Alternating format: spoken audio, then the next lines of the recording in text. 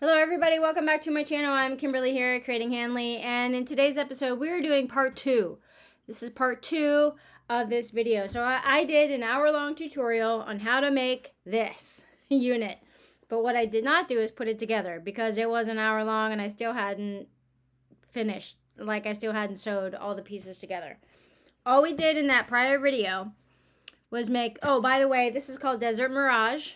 Desert Mirage. I actually like it on point. But this is Desert Mirage. You can find it in this book. And the previous video, part 1 of this part 2, is on page 464. Desert Mirage, right there in that book. So if you didn't watch the previous video, get the book. If you don't have the book, I try to walk you through how to make this block.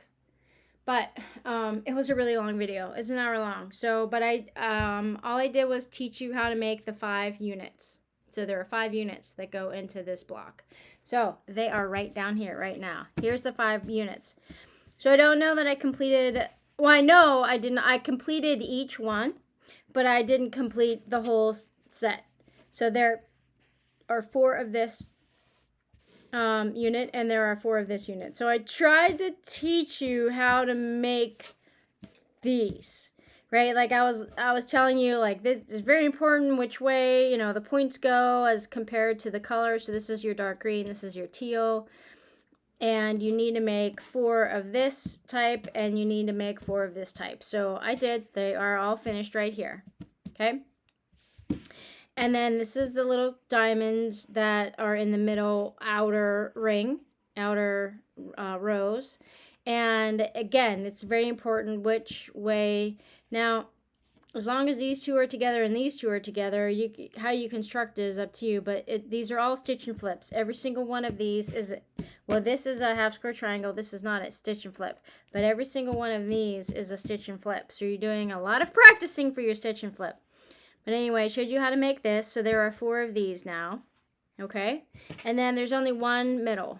So there's only one middle one. You got to put that together. It's the same way that you do this. Exact same method. Okay? Except you're using all teal. And now, and your half square triangles. And now that you have, and there's 4 of each. 4 of this, 4 of this, 4 of this, 4 of this. And there's one middle. And then that's it. That is this. That is the whole block right there. 5 units, 4 of each, and then that's your block. All right, so let's get into how you're going to piece it together, because I did not do a very good job of that because I only made 1 of each.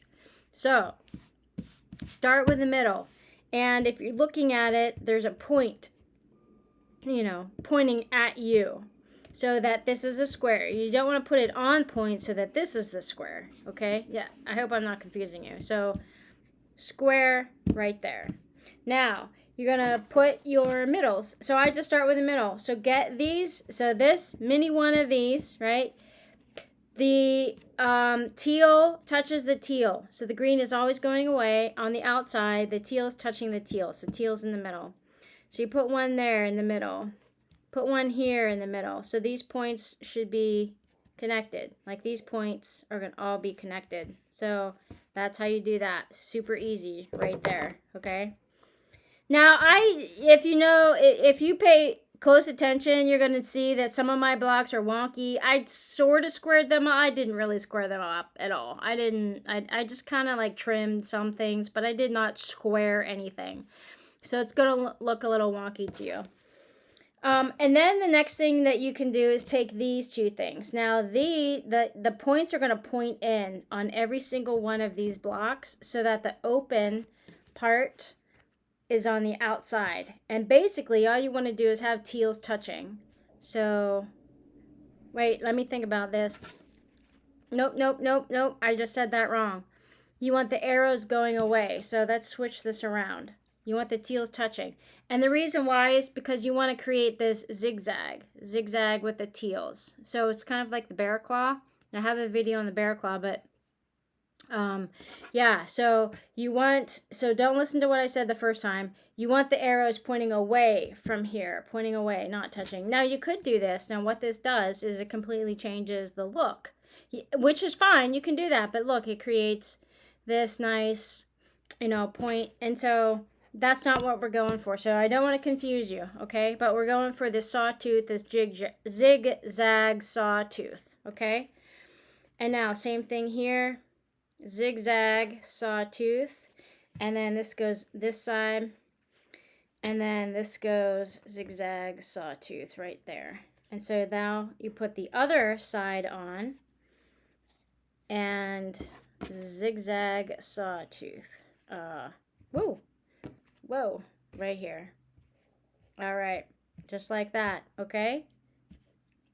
You could see it coming together now. And like I said, it's not all squared up.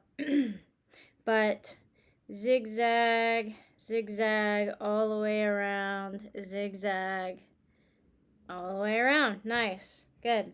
And then the only thing left to do are these 4 corners. And so we're going to put the gold inside and put the green outside. Gold to the inside, green to the outside. Look how simple that is. Boom. Yep. And so all that whole hour before was making all of these pieces. And then look how quick and simple that came together. All right. So how I would break this down is take this apart and take this apart. Like explode that out. Okay. Now, take this and this.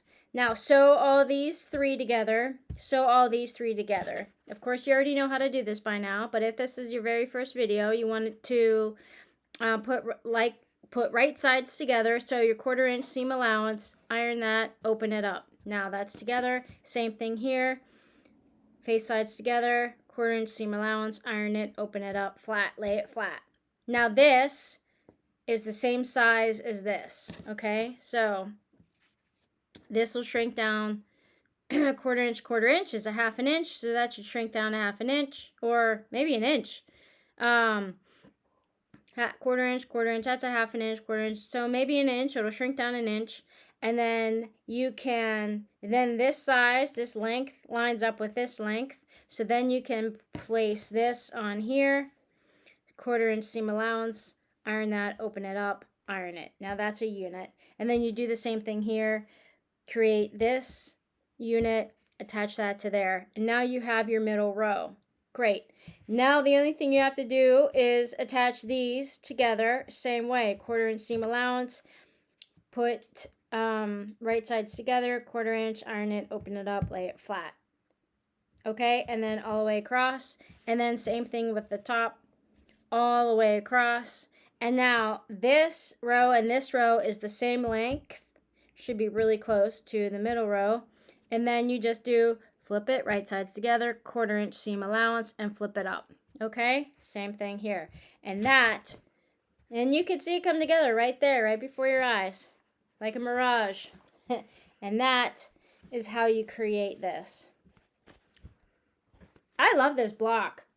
I might make more of these just because I like the look of it so much. I do not, however, like stitch and flip.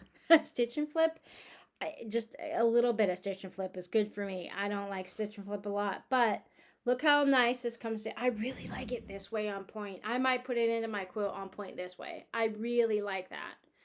I think a whole quilt of this would be stunning.